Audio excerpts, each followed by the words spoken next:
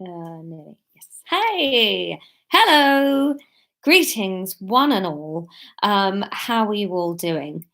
Um, I feel a little bit better today. It's been a struggling day, but I learned that I like shouting. And so I did quite a lot of shouting today, which was very therapeutic, and then got some work done. So, welcome all. Before we start, just a quick note. So, tonight it's at 10 o'clock. Tomorrow night it will be at 9 o'clock British Summer Time, which I know is a new time for us. We've always done 8 or 10 before, but I figured. I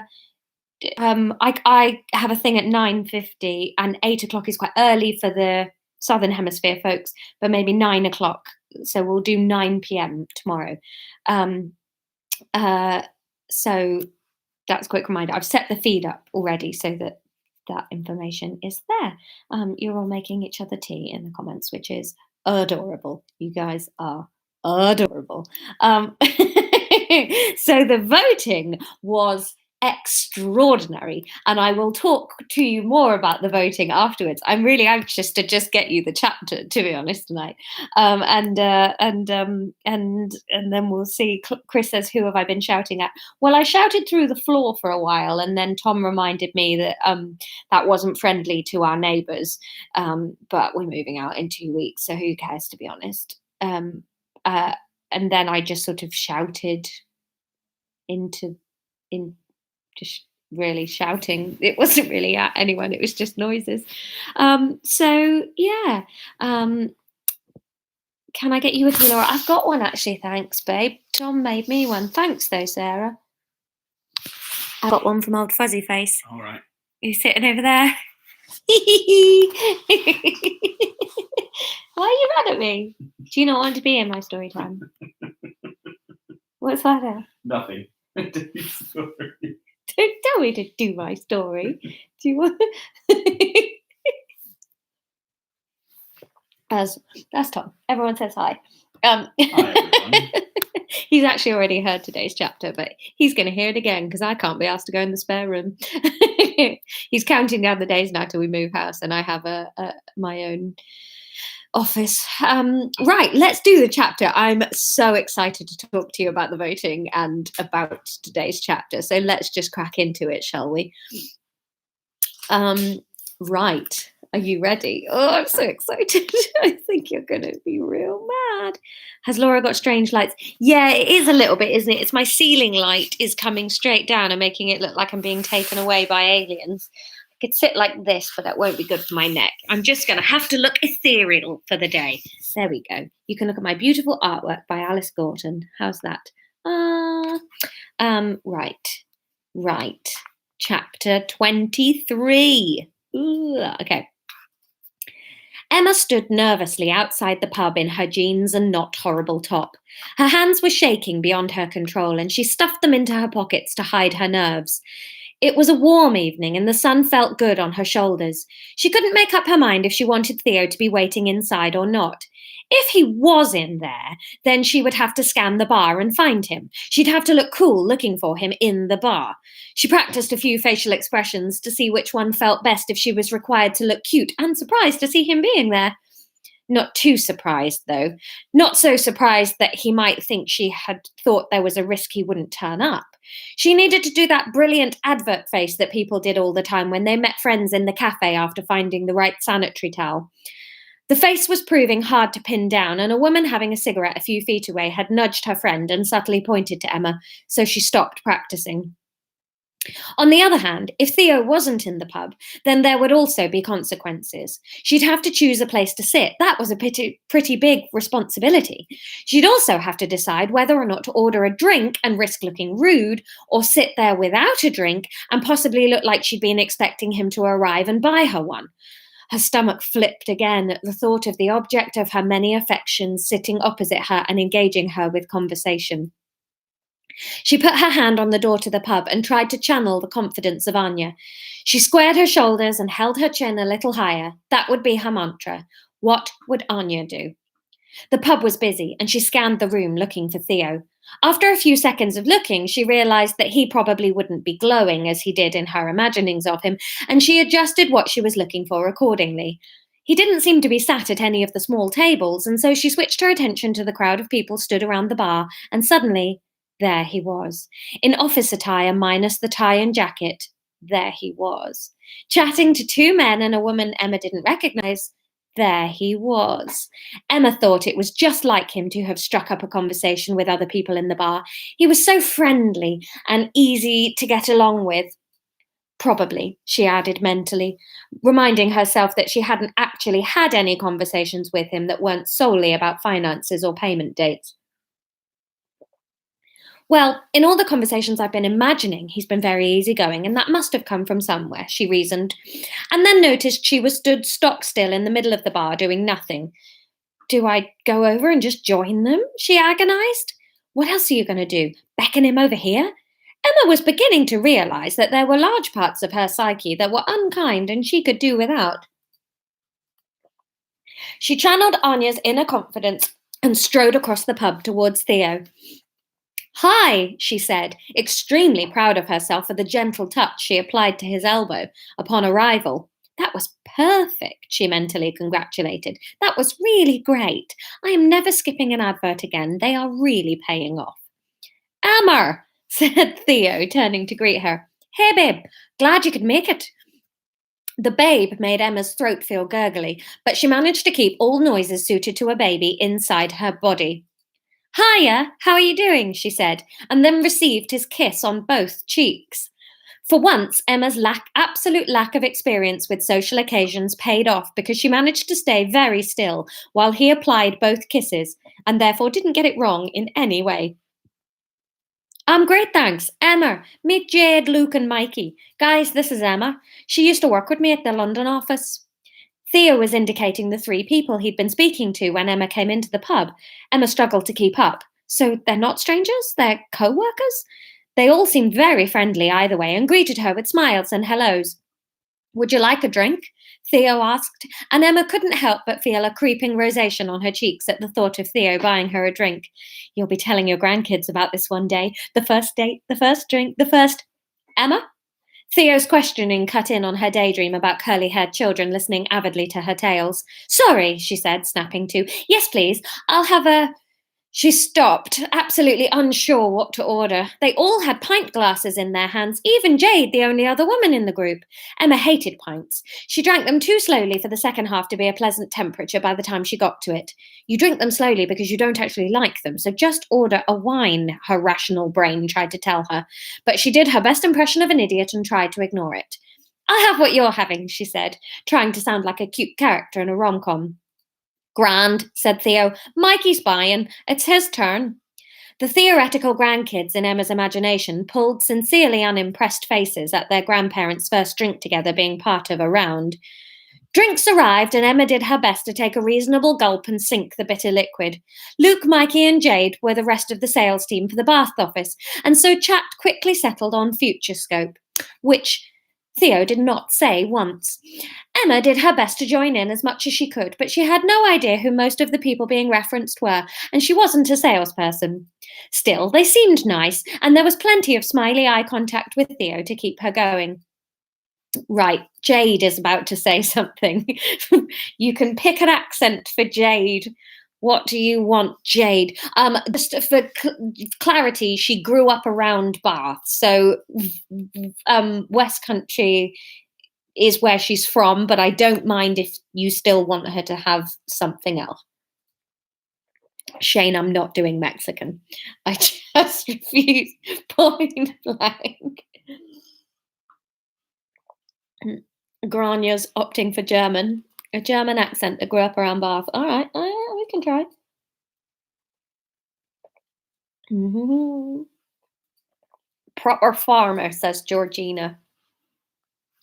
Proper farmer. I tell you what, we'll go for West Country as that's where she's from. But when the others say something, they can be from somewhere else. All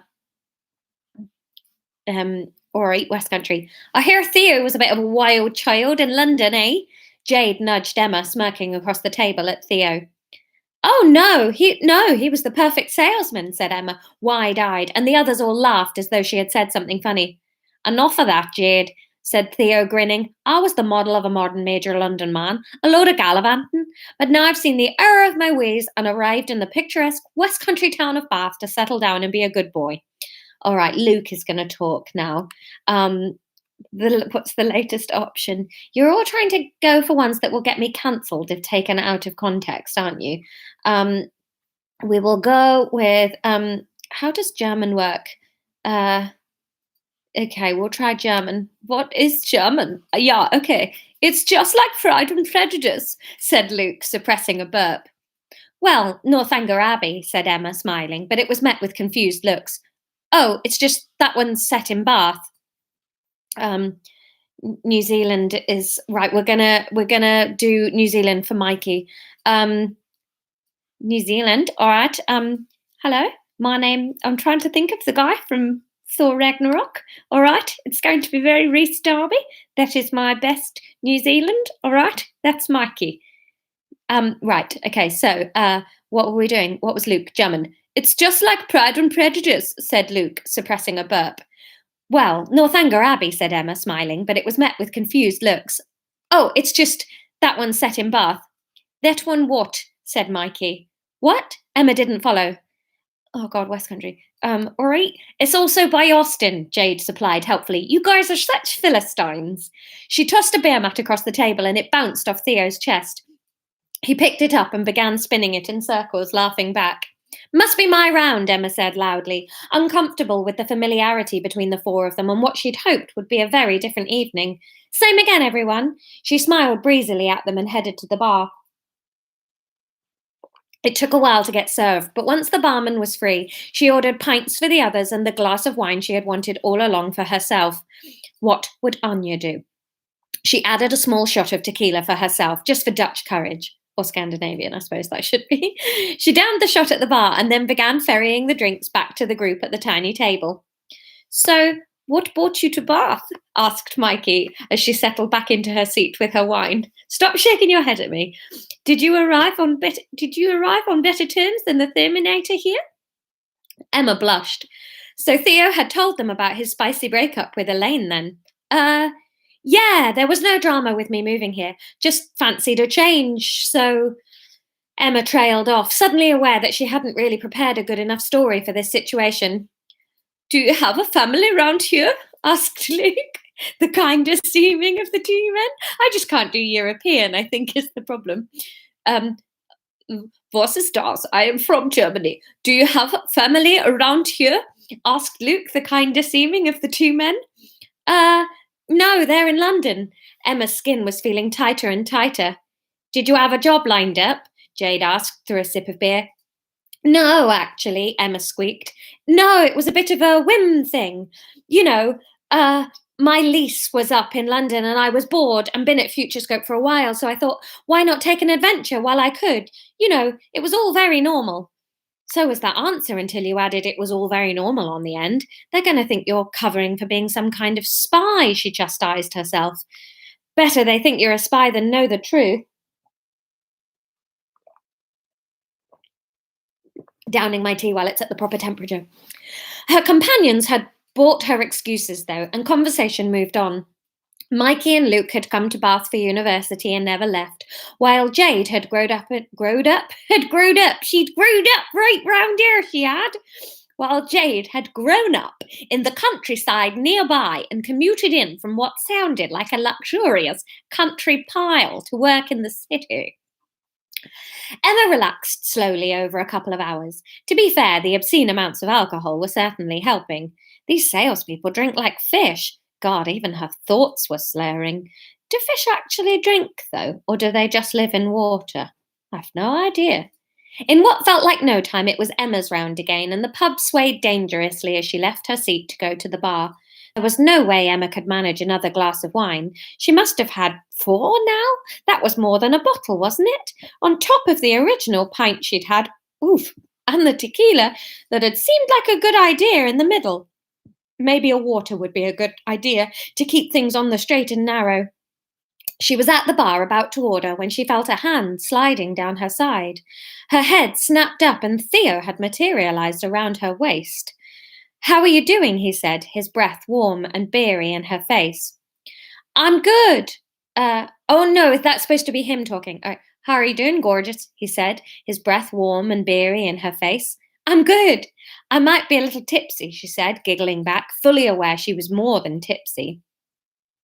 "Aye, me too," Theo smiled. "Thank God it's Friday tomorrow, eh? One more won't hurt us." Emma felt like she couldn't order water with him there. He'd think she was childish and remove that lovely warm hand from where it rested on her waist. "Are you having a nice evening?" she asked him shyly. "Oh, yeah. The guys are great," Theo said. "And it's lovely to get to know you, too. I never really saw you much at the London place. Mad world, isn't it, that we're both here?" Was it Emma's imagination, or was he moving his fingers? It felt like he was beginning to stroke gently on her hip, but she couldn't tell if it was someone else at the bar brushing against her, or just her imagination willing it to be Theo. The barman caught her eye and she ordered 4 pints and a G&T, arguing with herself that because gin and tonic was such a different flavour to wine, it would go some way to sobering her up. Theo helped her carry the drinks back over to the table, and then he took the seat next to her that Jade had vacated to go to the toilet. "I think he likes me." Emma's brain was shrieking wildly. She was trying to follow the chat between Luke, Mikey, and Theo, but the alcohol haze and the ludicrous excitement about Theo's proximity were making it hard. Theo's foot was grazing against her ankle and making her skin tingle right up to, well, quite frankly, never you mind where it was tingling up to. "Okay, so it might not have been a date, but he's definitely into you.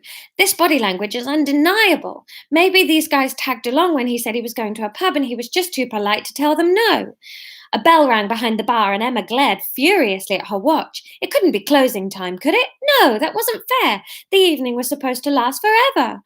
"One more for the road," Theo shouted gregariously, but the others were shaking their heads and pulling on coats. "No, I've got to get back. The kids will be up at 5 whether I'm hungover or not," said Theo. "We'll share a cab?" Mikey stood up, wobbling a little. "You're a bad example, Theo." He laughed at his own precarious legs. No, hang on a minute, West. All right, yeah, I'm gonna add 2, said Jade, smiling warmly at Emma. "It was great to meet you, Emma. See you tomorrow." "See you tomorrow, T." They all hugged goodbyes, and before Emma could count her blessings, she was alone with Theo at the table. "You'll stay for one more, though, with me, won't you?" he said, tracing a finger up Emma's thigh. "There's nothing horrible about these jeans at all," Emma said inside. "Of course," was all she managed on the outside. Or, uh, or if you like.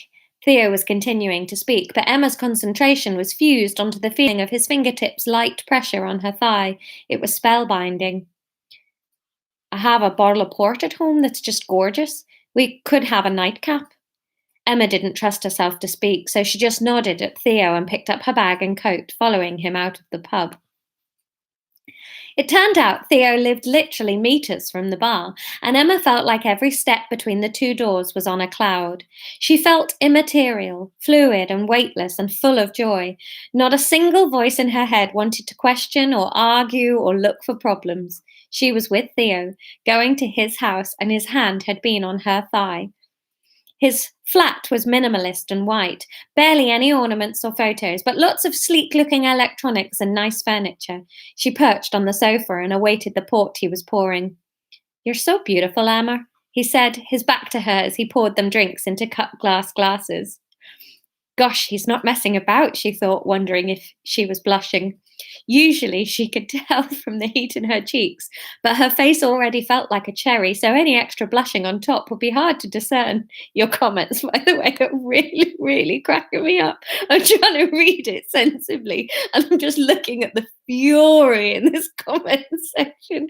It's like looking at the bottom of the Daily Mail for a progressive article. I didn't think you were going to like it, but I had to go with the votes. Gosh, he's not messing about, she thought, wondering if she was blushing.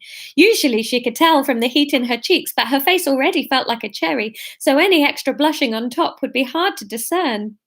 "Nah, don't be ridiculous," she mumbled. He carried her over a glass of port. She put it on one of his slate coasters, not trusting herself not to spill it if he said anything else complimentary. No, you are. I always thought so. In London, I thought you're so beautiful in like a proper, unobvious way. You're beautiful when you really look. Emma could barely breathe. She couldn't believe she was sitting on Theo's sofa being called beautiful by Theo. He put his port glass down next to hers on the coffee table and stroked her cheek with the back of his fingers. I don't know, she muttered, suddenly feeling acutely aware of the smell of wine on her breath. Her mouth felt stale, her eyes dry. She felt lumpy and self aware. I do, he said breathily, and that's all that counts. Emma, can I kiss you? She nodded and in the same movement felt his lips on hers. She wished she were less drunk so she could take it all in properly. It was sloppy and urgent, and she kissed him back forcefully, wanting him more than she'd ever wanted anything. She wanted him to kiss her until she felt beautiful. His hands were pulling at her clothes, and she let him tug her not horrible top over her head, pausing their frantic kisses only to let the top pass between their faces. It was so long since Emma had anyone touch her skin like this, and it felt electric. She felt like she might burst if she didn't spend some of the crazy energy within her. She pulled off his t-shirt, and his body was perfect. Smooth skin over tight muscles. She pulled him down onto her, enjoying his crushing weight of him on her tender ribs. She prayed that the last of the bruising had faded. Shall we go through to the bedroom? Theo whispered in her ear, and for the first time Emma hesitated. Are you going to sleep with him? She asked herself. No, of course not. It's a first date. Well, you're following him to his bedroom, so you perhaps need to stop that if you're not going to have sex with him.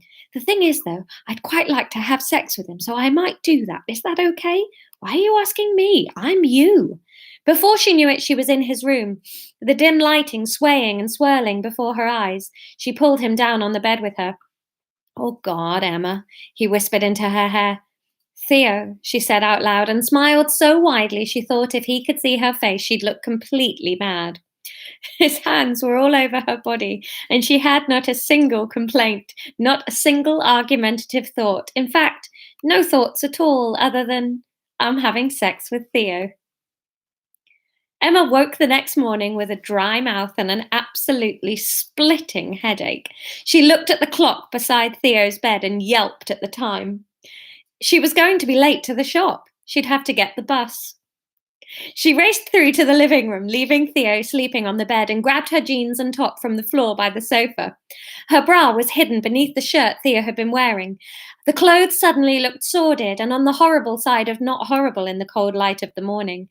Emma brushed the thought aside. No, that was the hangover talking. She hadn't done anything wrong. She'd had consenting sex with an adult she fancied, and that was the end of it. She was absolutely not going to overthink it. She dashed out of the flat, deciding not to leave a note for Theo. She'd text him at lunchtime when her thoughts were less panicked. She flagged down a bus to the town centre, and it was only when she sat down, smiling apologetically at the man next to her, who was wrinkling his nose at the wine smell coming off her, that she realised she was still clutching Theo's shirt. End of chapter! Bum, bum, bum! Yeah! Suck it, guys. I knew you were going to hate it, but I made a pact with myself yesterday, and I said, depending on what they vote, that will be what happens. So if walking had won, he was going to walk her home like a gentleman. If taxi had won, they were going to get very, very drunk, but she was going to get a cab home. And if bus won, she was going to go to his, do the deed, and that was that was the result. And in a crazy turn of events, I did the vote. I tallied the vote at lunchtime, and the bus won by one vote, right? One vote for bus. And then when I looked back at the voting a little bit later, I noticed that Jackie had voted a bit later and tied it for walking, but it was too late. The chapter was written by then. So it was those were the plans I had, and I promise you I went with the vote. So you wanted bus. She had to sleep with him. So they both got very, very drunk, and Neil wants no responsibility. He'd like to point out that he walked. John says, did the bus finally at least run over Norman? No. Is he going to ghost her now, says Melissa. I don't know. We'll see what the voting does. I have some vague plans up my sleeve, but I'm trying not to plan too much as to what's going to happen. I really want you guys to control the plot. So what I'm doing with the voting is I have an idea in my head, but it can go either way, and it's totally up to your votes.